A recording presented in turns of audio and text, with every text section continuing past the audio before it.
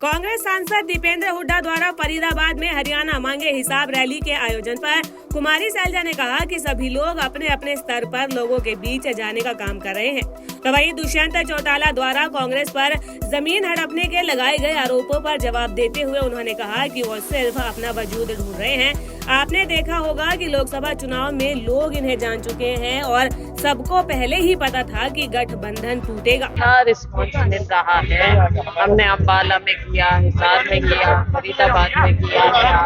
आपने खुद देखा अपने लोगों में जो सरकार के प्रति इनका 10 साल धोखा महसूस कर रही है, वो लोगों की आंखों से झलकता है। किसी भी नागरिक से आप बात करो, चाहे गरीब है, चाहे मिडिल क्लास है, चाहे छोटा व्यापारी है जो कि जीएसटी से त्रस्त, लोकल टैक्सेस से त्रस्त है, लेकिन उसे सुविधाएं कोई नहीं मिलती।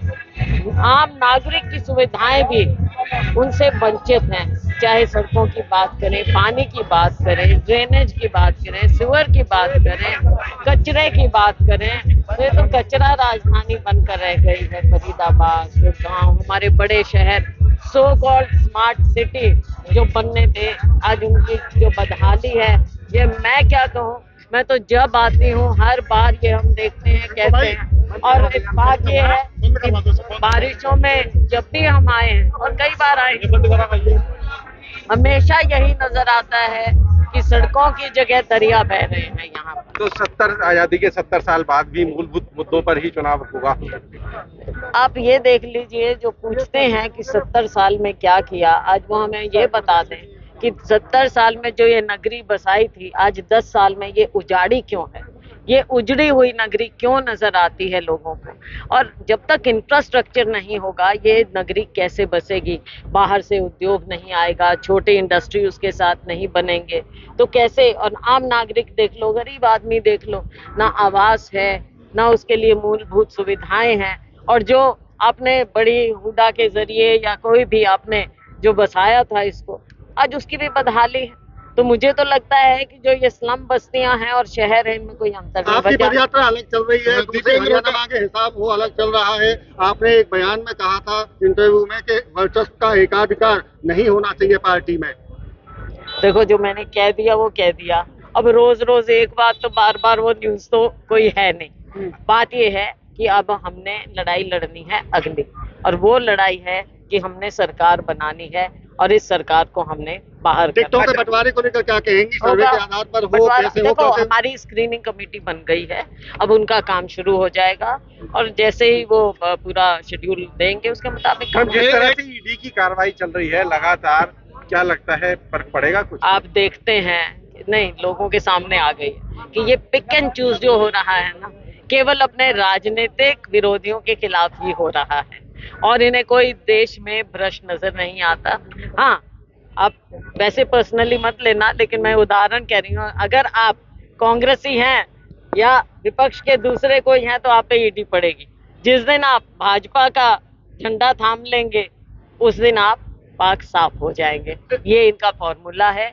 ईडी हो, आईटी हो, सीबीआई हो, ये केवल विरोधियों के लिए। तो मैम, जिसके ऊपर छापा पड़ा ऐसा, तो उसे कंसीडर किया जाएगा क्या? उसे टिकट मिलेगी? ये तो स्क्रीनिंग कमेटी देखेगी कि क्या कैसे करना। एक तरफ आपकी जन जो है संदेश यात्रा चल रही है, दूसरी तरफ आज ही बल्लभगढ़ में दीपेंद्र हुड्डा की हरियाणा मांगे हिसाब यात्रा चल रही है। क्या लगता है, कांग्रेस की जो गुटबाजी है वो खत्म होने का नहीं हो पा रही है? तो आपको ये नहीं लगता कि भाई कांग्रेस फैल रही है सब तरफ? एक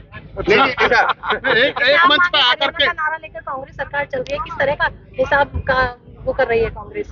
देखो, हर तरह की बात है। 10 साल का जो इनका लेखा जोखा है भारतीय जनता पार्टी सरकार का, पीछे तो मिली जुली सरकार थी, वो भी अब टूट चुकी है, लेकिन सत्ता में बैठे हैं, अब जनता इनसे हिसाब ले लेगी। किरण चौधरी के जाने से जो नुकसान हुआ है, क्या आपके गुट को जो, तो क्या वो वीरेंद्र सिंह के आने से पूरा हो गया? अब नहीं सर, कोई देखो ऐसे गुट वुट की बात नहीं है, लेकिन जो वीरेंद्र सिंह हमारे पुराने वरिष्ठ साथी रहे हैं, हमें खुशी है वो आ गए हैं। तो एक तरफ कांग्रेस हरियाणा मांगे हिसाब यात्रा कर रही है, दूसरी तरफ दुष्यंत चौटाला कह रहे हैं पहले कांग्रेस 70,000 करोड़ जो किसानों की जो जमीन थी, 70,000 एकड़, उसका हिसाब दे पहले।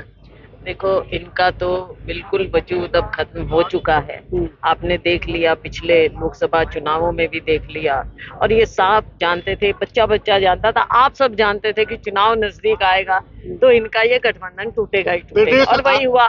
कुछ नहीं, राजनीति है, अभी अपना वजूद ढूंढ रहे हैं। मुझे लगता नहीं इनके हाथ कुछ पड़ेगा। कांग्रेस प्रदेश अध्यक्ष उदयभान प्रभारी दीपक बावरिया आपकी सुन रहे हैं?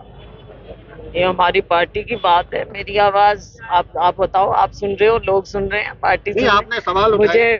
मुझे जो पार्टी मौका देती है आप खुद देखते हैं। अच्छा मैम, लोकसभा चुनाव में कांग्रेस के अंदर एक आवाज थी कि टिकट वितरण लेट हुआ है जिसका नुकसान हुआ, तो वो नुकसान विधानसभा में ना हो। हम सोचते हैं कि क्योंकि अभी स्क्रीनिंग कमेटी बन गई है अजय माकन जी के नेतृत्व में, वो अपना शेड्यूल तय करेंगे और समय से हो जाएगा। उम्मीदवारों के आवेदन लिए जा रहे हैं अलग अलग तरीके से। दीपक बावरिया जी अलग ले रहे हैं, उदयभान जी अलग ले रहे हैं, आपकी तरफ से भी अलग लिए जा रहे हैं। क्या लगता है? नहीं, लेट मी सेट इट।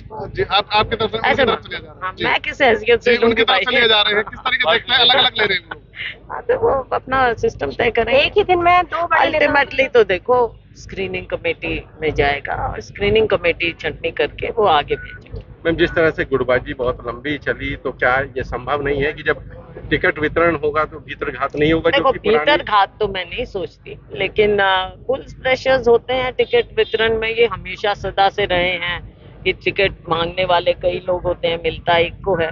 तो ये तो हमेशा से ही हर पार्टी में, हर चुनाव में होता है, लेकिन जो हमारा कैंडिडेट होगा उसके लिए सभी काम करेंगे। आपके खाते से भी कुछ टिकट मिलेंगे? खाता कौन सा होता है, सारा कांग्रेस का हरियाणा है, में लेकिन खाता चलता है, बताते हैं। अब पता नहीं, आप सुन लियो, पता चल जाएगा। हरियाणा कांग्रेस की प्रदेश महासचिव और सिरसा से सांसद कुमारी सैलजा फरीदाबाद पहुंची थी, जहां पर उन्होंने जन संदेश पदयात्रा की शुरुआत की।